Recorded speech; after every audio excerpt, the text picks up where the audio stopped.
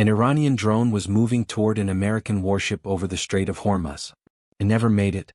Before it could reach effective range, a concentrated beam of directed energy locked onto it, invisible, silent, and instantaneous. No missile launch. No burst of naval gunfire. Just light, focused with precision, burning through the drone's guidance and destroying its ability to function as a weapon. Seconds later, it was no longer an incoming threat. It was debris falling into the water. And that single moment tells the larger story. Because this was not just the destruction of one drone. This was the exposure of an entire military theory under combat conditions. For years, Iran built its strategy around one central assumption, that the geography of the Strait of Hormuz could be turned into a weapon. A narrow maritime corridor. A vital artery for global energy flows. A stretch of water where coastal missile batteries, drone launch sites, radar stations, fast attack boats, mines and command nodes could be integrated into one layered system of deterrence. The theory was simple. If transit through the strait could be made expensive enough, dangerous enough, and politically costly enough, then even a superior naval power could be forced to hesitate. That was the theory. What happened on May 7th was the battlefield test of that theory, and the result was devastating for the side that built it. As 3 American guided missile destroyers moved through one of the most contested waterways on Earth, Iran answered with exactly the kind of coordinated saturation attack its doctrine was designed to deliver. Fast attack craft approached from multiple directions. Drone swarms came in from the coastline. Ballistic and cruise missiles were launched from shore-based positions. This was not harassment at the margins. This was the architecture of asymmetric pressure operating at full intensity. The goal was to force the defending ships into a multi-vector defensive crisis, to overload sensors, complicate prioritization, stretch interceptors, and create a moment in which one successful hit could shift the entire political and military narrative. That moment never came. The American defensive response did not fracture under pressure. It absorbed it. The Aegis combat system did what it was designed to do in exactly the kind of engagement scenario it was built for. It sorted chaos into a target set. Incoming threats were tracked, ranked, and assigned across defensive layers. High-speed missile threats were handled at range. Closer threats were picked up by additional systems as they entered the engagement envelope. The destroyers were not reacting blindly. They were managing the fight as an integrated defensive network. And the result was brutal in its clarity. 3 destroyers went through. 0 hits were taken. That is more than a tactical success. That is the collapse of credibility for a doctrine that depends on proving that enough pressure from enough directions can still break an advanced naval force. The fast attack boats are an important part of that story. For years they have symbolized Iran's asymmetric maritime posture. Small, numerous, aggressive, and intended to swarm larger vessels in confined waters. But that model depends on getting close enough to matter. Against a fully integrated defense supported by rotary wing attack platforms, closing the distance becomes its own death sentence. Helicopters operating over confined water fundamentally alter the engagement geometry. They see farther, strike earlier, and engage from outside the lethal reach of the boats they are targeting. What was supposed to be a swarm becomes a series of exposed hulls moving into a kill zone. The first wave gets hit. The second wave sees what happened to the first. The formation loses coherence, and once that happens, the tactical logic behind the swarm begins to break down. But the most important part of this story is not the boats. It is the drones. Because the drone threat was never only about airframes. It was about economics. Iran's drone strategy carried power not simply because drones can strike, but because cheap drones can force expensive defensive responses. That is the core asymmetry. A drone costing tens of thousands can compel a defender to fire interceptors costing far more. Repeat that often enough, sustain it long enough, and the attacker begins to impose a strategic burden out of proportion to the cost of each individual platform. That was the logic behind repeated drone pressure. Not necessarily that every wave would hit, but that every wave would cost the defender something. Directed energy changes that equation at the root. A laser does not solve the problem of every threat in every weather condition. But against the class of low-cost aerial systems that were supposed to create economic strain through volume, it changes the math in a way that matters strategically. As long as the ship has power, the defensive system has firing capacity. There is no conventional magazine in the way there is for missile interceptors. There is no one-shot depletion curve that can be exploited in the same way. The attacking drone still has to be built, transported, launched, and guided.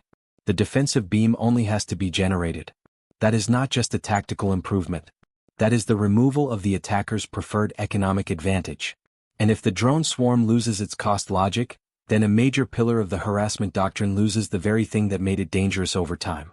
That is why the events that followed matter just as much as the interception itself. Because the response did not stop at defense. Within the same operational cycle, the infrastructure behind the attack was struck.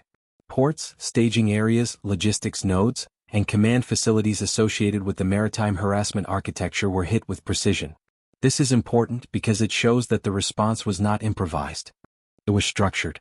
The target selection reflected prior understanding of the system being dismantled. The facilities that support interdiction do not exist as isolated buildings. They exist as functions inside a network. Command, resupply, coordination, staging, access control. Remove enough of those functions at once, and the architecture does not merely weaken. It stops working as a coherent whole. That is the deeper significance of striking operational nodes instead of just shooting down incoming threats. It is the difference between surviving an attack and degrading the attacker's ability to mount the next one. Bandar Abbas has long held outsized importance because it is not just a military location. It is a hub, a convergence point where maritime operations, logistics, command authority, and strategic geography meet. Damage there is not symbolic. It affects the machinery behind sustained operations. Island staging points matter for the same reason. A doctrine built on coastal pressure needs forward logistics, sheltered launch spaces, fuel, maintenance, and dispatch coordination. These things sound technical and unglamorous until they disappear. Then entire operational concepts begin to fail, not because no weapons remain, but because the system that makes them usable has been broken. That is what modern warfare looks like at its most unforgiving. You do not always defeat a system by eliminating every platform. Sometimes you defeat it by removing the structure that allows the platforms to act together. And that brings us to the larger strategic meaning. For years, the Strait of Hormuz was treated as a place where Iran's geographic advantage could impose political caution on any outside power. The narrowness of the waterway, the concentration of global energy traffic, and the density of coastal military assets all appeared to support that view. The idea was not necessarily to close the strait permanently. It was to maintain the credible ability to make transit so dangerous that any escalation would carry global economic consequences. That threat alone was supposed to generate leverage. But leverage depends on credibility, and credibility depends on demonstrated effect. If 3 destroyers can transit under coordinated attack and take 0 hits, then the psychological architecture of deterrence begins to erode. If the drone swarms are neutralized by systems that do not bleed expensive interceptors at the same rate, then the long-term economic pressure mechanism weakens. If the fast attack boats cannot close effectively, and if the command and logistics network behind the harassment strategy can be struck in return, then the doctrine still exists on paper, but its practical coercive value begins to diminish. This is where the narrative becomes larger than one night's engagement. Because what was tested was not just equipment. It was a strategic model. Can a coastal power still impose meaningful maritime denial on a superior naval force using layered asymmetric systems? Under the right conditions, that answer can still be yes. But what May 7 suggests is that those conditions are becoming harder to achieve when the defender combines integrated air and missile defense, airborne anti-swarm response, precision strike capability, and directed energy against low-cost aerial threats. In other words, the old equation is being rewritten. The saturation model still has force if the defender can be overwhelmed faster than it can sort and destroy the attack. But the moment the defender proves it can manage complexity, sustain engagement, and impose immediate retaliatory costs on the infrastructure behind the attack, the value of the saturation model begins to collapse. What was meant to create paralysis instead reveals vulnerability. That is why the phrase 0 hits matters so much. Not because it sounds good in a press statement, but because it destroys the one outcome the attacking side needed most: visible proof that the strait could still be turned into a graveyard for modern naval transit. Without that proof, the theory of coercion weakens.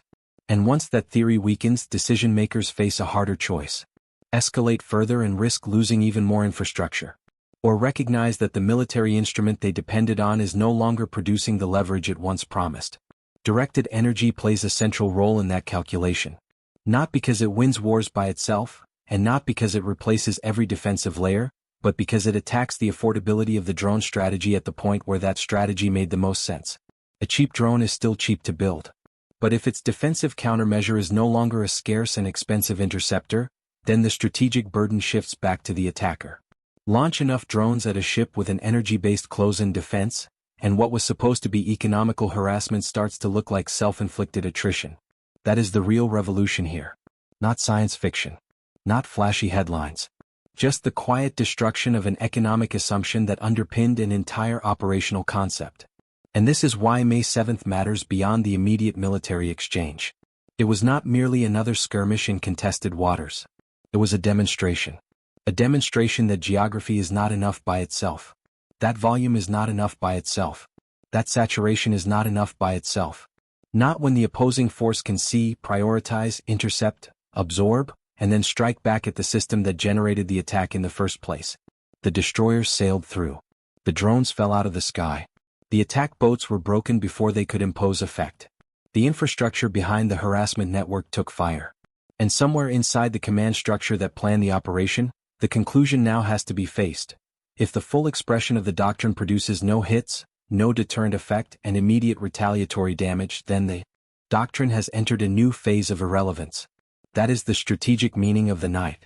Not simply that an attack failed, but that a method failed, a theory failed.